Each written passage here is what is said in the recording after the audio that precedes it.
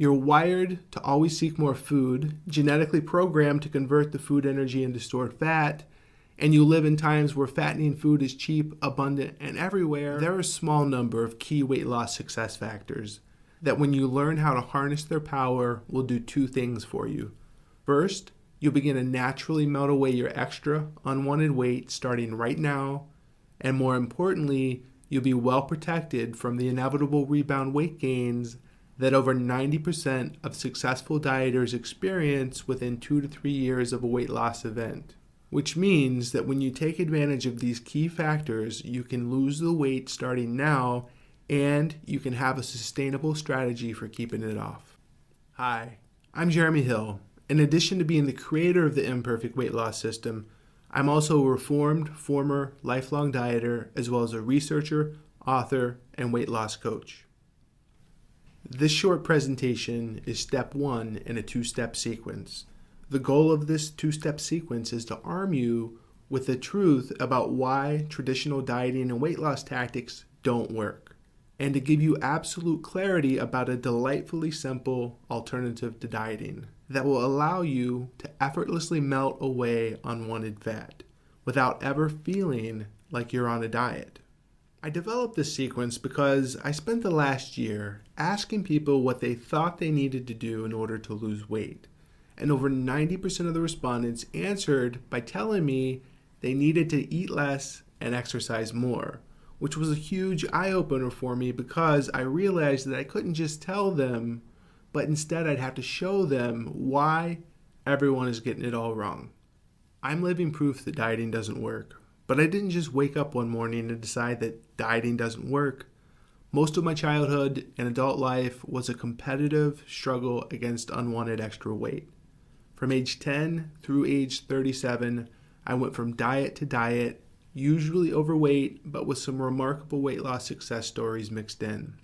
And what I can tell you from firsthand experience is the only thing more humiliating than being exposed by others and teased about your weight is losing the weight, getting tons of compliments about your weight loss, struggling to keep it off, and then gaining all the weight back. It started for me in the late 1980s at age 10. I was faced with the choice of losing 13 pounds or missing out on the football season as a casualty of the midget league football weight limit. So all summer long, I battled against my desire to eat and my love of food. And this time, my will to be included and to play the sport was stronger than my will to eat, and I notched my first weight loss victory. But the next season, I lived with the horror and ridicule of sitting out and watching my friends play.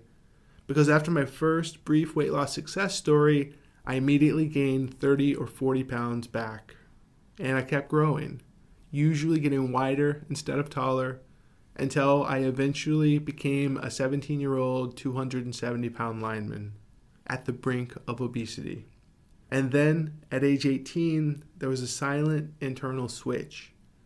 I drastically reduced my calories, went for regular long walks, and experienced my first major weight loss transformation, rapidly losing about 75 pounds over the course of 8 or 9 months. And for the first time, replaced shame and guilt with joy and confidence. But eventually, as the elation of the wow factor comments and the constant compliments faded, I was left with the reality, which is that my body has a natural bias towards weight gain. I'd become skilled at calorie restriction and I loved vigorous exercise, but the willingness to cut calories and add exercise wasn't enough.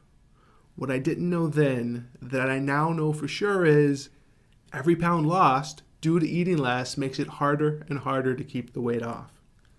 I was thin, exercising a lot, and generally eating pretty clean, but I was suffering from a slow metabolism, meaning that eating food pretty much meant gaining weight.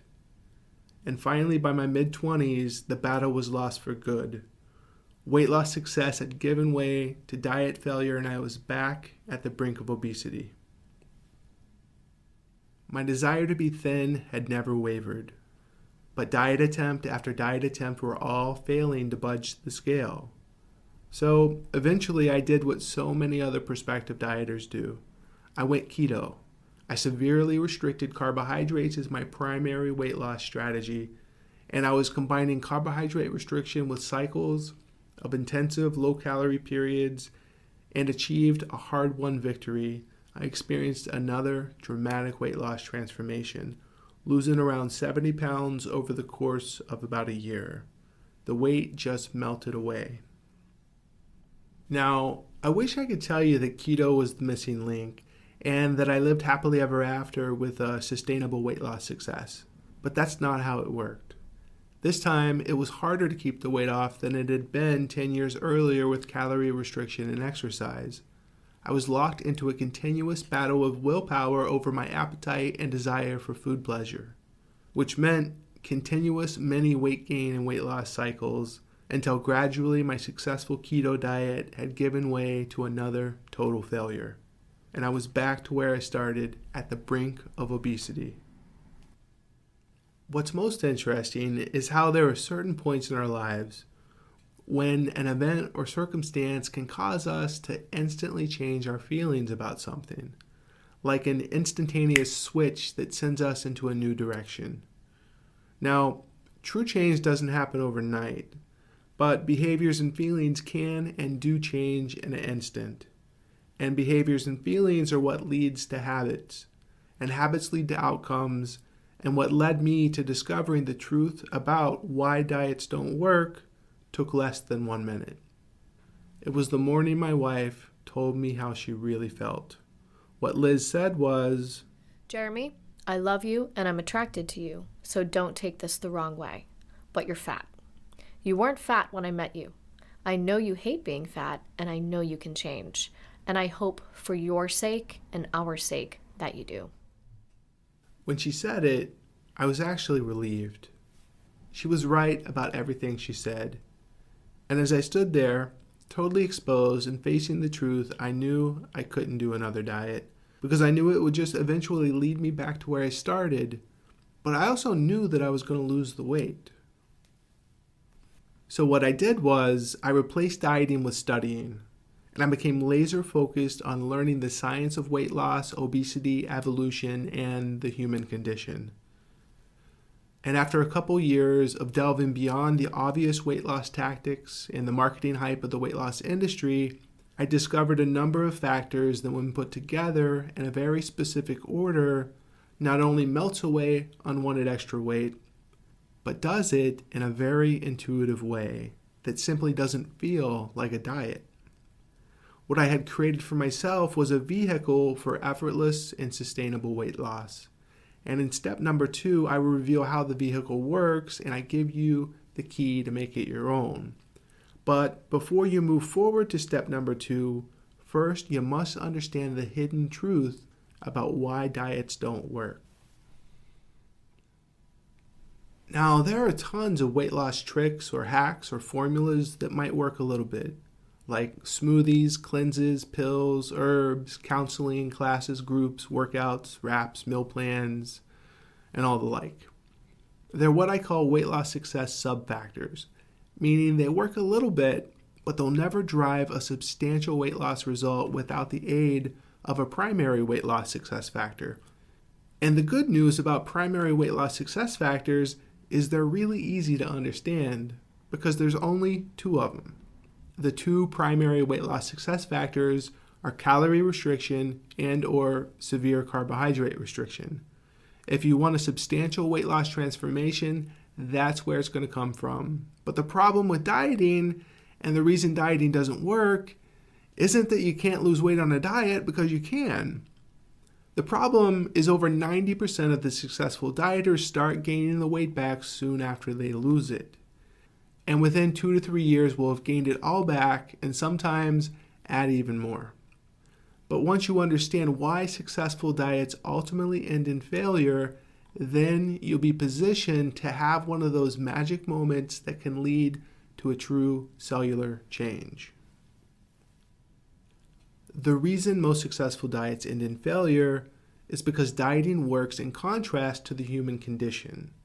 The concept of dieting is mainly associated with willpower, meaning your ability to will yourself to resist your desire for food satiation, while also using willpower to increase energy expenditure in the face of a self-imposed food or energy deficit. Or in the case of low-carb dieting, your ability to refrain from pleasure foods while also resisting the urge to experience the emotional certainty of comfort foods. Because the truth about both calorie deficit and low-carb dieting is it only works if it goes on forever. But motivation and willpower just doesn't have that kind of lasting power. The problem is not that you have weak willpower. The problem is that you're much more than your thoughts. You're also your feelings and sensory experiences. You are also your urges and desires. You are also your genetic makeup. And you are also your environment. In fact, our most dangerous thinking is that our critical reasoning and conscious thinking are in control. Because analytical thinking and critical reasoning are the newest and least well-developed of our mental capacities. And to understand the truth about why dieting doesn't work, you must understand that the reason lies at the heart of the human condition. And when you look at it in a new way, it becomes incredibly easy to understand. The truth about our human condition is that we as modern humans, we're the fruit of an ancient evolutionary chain of humans who came before us. Our particular human species is estimated to go back about 4 million years. And if you think life is a struggle today, well, for 99% of our species' time on Earth, the real struggle was simply to find enough food to stay alive, using sticks and stones. So it was our inconsistent access to food energy that caused us to adapt and evolve to be able to convert and store food energy as fat. Storing fat was one of many evolutionary adaptations that allowed the human species to eventually thrive and succeed. You see, prehistoric humans were hunter-gatherers who lived in an ever-changing world where food was sometimes abundant and plentiful, but the food abundance would eventually give way to scarcity and famine or drought. But if your ancestors were good at converting food to fat, then they could draw on that surplus energy during times of scarcity and be more likely to maintain life. Storing food energy as fat equaled energy security, and it was a marvelous adaptation. But it wasn't our only successful adaptation or even our greatest. Humanity's greatest adaptation lies in how we developed unlimited creative intelligence. Humans gradually developed this mental superpower by slowly increasing the dimensions or depth of thought. And the modern human mind functions on 3 levels of consciousness. And here lies the hidden truth about why dieting doesn't work. As a human, you have a conscious mind on the thinking and analytical level. You have a subconscious mind on the emotional and impulsive level, and you have an unconscious mind on the instinctual and hormonal level. But the problem with dieting is your thinking and analytical mind already knows the detriments of your weight problem and already knows how to solve the problem. But your emotional and impulsive mind is wired to seek food pleasure rewards and to achieve emotional comfort with foods that are most likely to accelerate the conversion of food to stored fat. And your instinctual and hormonal mind has a steady, ever-present bias towards always securing more and more food. But the reason we grew overweight is a 2-part equation. The 3D mind is the first part. The second part stems from our unlimited creative intelligence. What we did was we altered our food environment faster than we have altered our genetic ability to digest and utilize refined concentrated carbohydrates. Over the past 50 years, we began eating in a way that is dramatically different than how we're genetically programmed to eat. You're wired to always seek more food, genetically programmed to convert the food energy into stored fat, and you live in times where fattening food is cheap, abundant, and everywhere. It makes sense that 2/3 of Americans have become overweight. So the question is no longer, why have such a large statistical percentage of people gained weight? And the question is no longer, why do successful dieters almost always gain the weight back within a couple years? The question has now become, how can you overcome, outflank, or achieve harmony at the intersection of your 3D mind and the modern food marketplace? Because without successfully answering this question, sustained weight loss will always be an uncomfortable chore. The answer is exactly what we go over in the immersion class. So go ahead and opt in and go to step number 2. There, you'll learn the exact method we teach that allows people, just like you and me, to rapidly shed old habits and quickly adopt a number of intuitive weight loss success factors stacked in a way that doesn't feel anything like a diet. When you go to step number 2, you'll see exactly how to achieve harmony between willpower, the 3D mind, and the modern food marketplace. I'm Jeremy Hill. This is Imperfect Weight Loss, and if you like this video, in addition to going to the next step, also take the time to hit the like button, share it with your friends, and be sure to subscribe. Thanks for watching, and I'll see you in the next step.